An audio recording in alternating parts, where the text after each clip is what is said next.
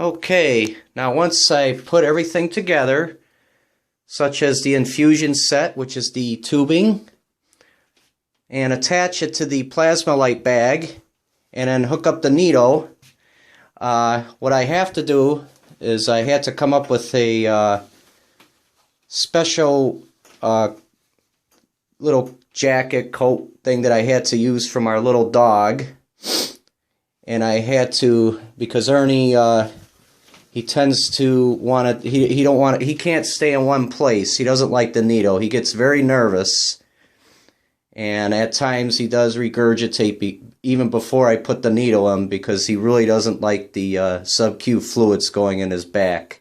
So I had to come up with this idea with the coat. Again, this might not work for everybody. I'm not a veterinarian. I'm just an average person giving fluids, sub-Q fluids to my cat. And I had to come up with my own method that is customary to my cat, which is this little coat here. I had to, luckily there was a hole here for the leash, so I could put the tubing in there. It was very ideal to keep the needle in place in Ernie's back. And as you could see, it comes out from the inside here. And then I attach the needle onto the tubing here. And then I apply it to Ernie's back, which I'm going to show you what I do for my cat. Again, this may work for your animal or it may not. And if you have questions, I would highly seek your veterinarian. Again, I'm not a veterinarian. I'm just an average guy putting the fluids for my cat. So let me go ahead and we're going to apply the jacket on to Ernie's back. Okay, as you can see, I have everything ready to go. And I have my mock animal on the ground. So that's in place of my cat. And then what I also did too is, because my cat, he gets very nervous, so what I had to do is I have to put newspaper there just in case he regurgitates, because he gets very nervous when it's sub-Q time. So again, what I did was I placed the plasma bag on a hanger. I made a makeshift hanger on the door here in my hallway, so that way I have him where I can get him in case he tries to run away. I created a little isolated area so he don't run under a couch or a chair or what have you, or any type of furniture. So again, this is my method that works best for me and my cat. If you had any further questions on applying the sub-Q needle into your animal, the fluids, I highly seek your veterinarian. Again, I'm not a veterinarian. This is just something that I had to come up with because I had a hard time keeping the needle in my cat's back. So let me go ahead and place the camera on the ground here. And I'm just going to lower the stand so you can get a up-close view of me placing the needle in the mock animal's back. So again, this method might not work for all cats, but it's certainly a great idea for my animal. So here we go. Okay, here's the makeshift little coat I made for my cat. And I'm gonna put this right over here. Hopefully you could see it. There we go. I want you to get a close view.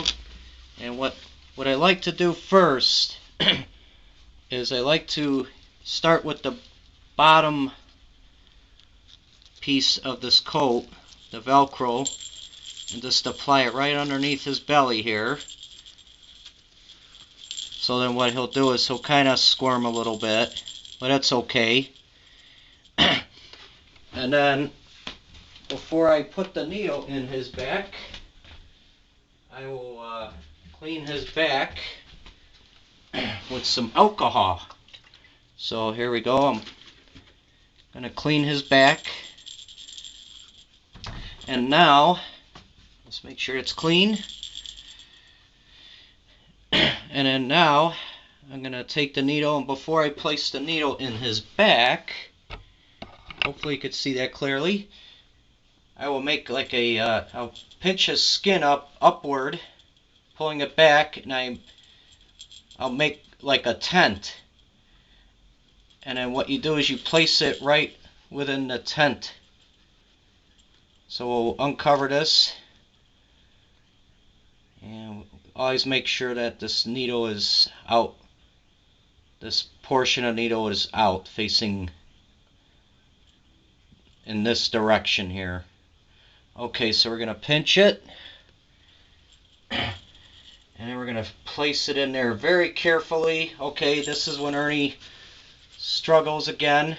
So what I like to do is try to put the coat on him quickly. Okay, so now, and then when I put the needle in, I always make sure that it's kind of leveled to the coat here, because what will happen is the needle will fall out if you don't have it, the needle leveled in his back to where it, you know, it's gonna fall out. So you want to keep it leveled so it don't fall out. And then you put the coat on him immediately. And then what Ernie tends to do is he'll start walking around. Okay.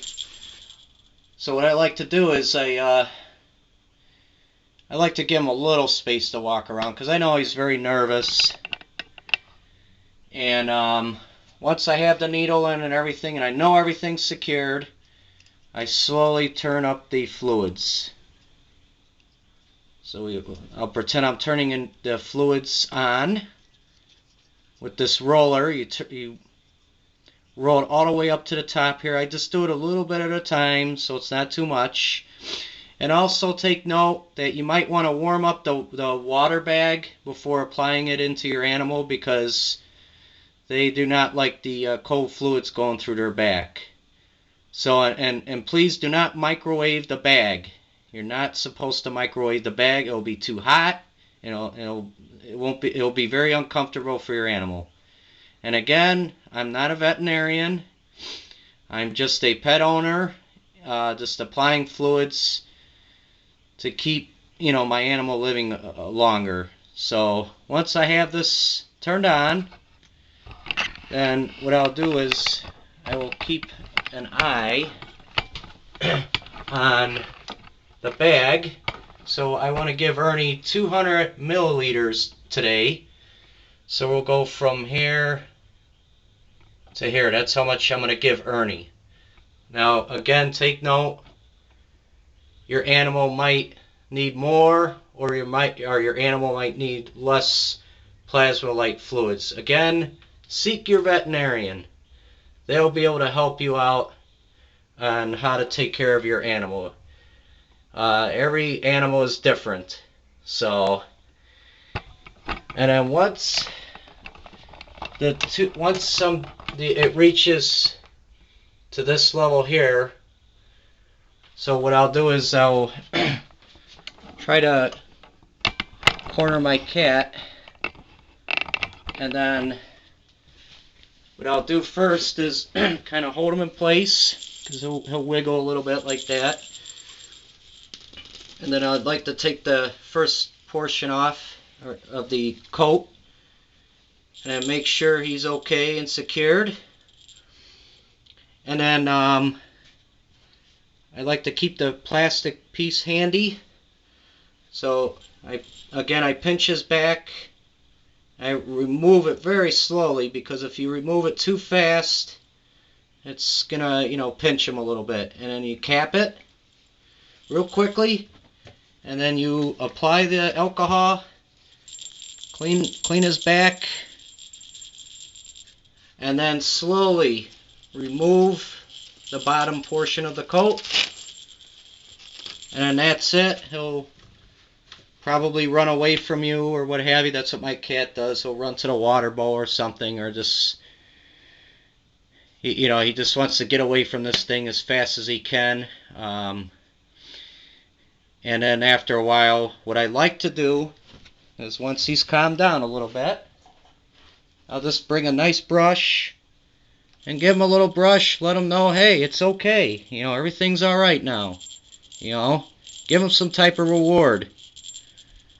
And then a lot of times you'll see a big bulge in the top of his back of the water, and then it slowly goes down to my cat's leg. So he looks like, it's funny, he looks like he has like a Popeye arm, but that's where the fluids slowly go down to his legs sit there. So, and again, I'd like to thank you for watching one of my videos again, and good luck with your cat. And again, if you have any other questions, I would highly seek your veterinarian. Thank you, and have a good night.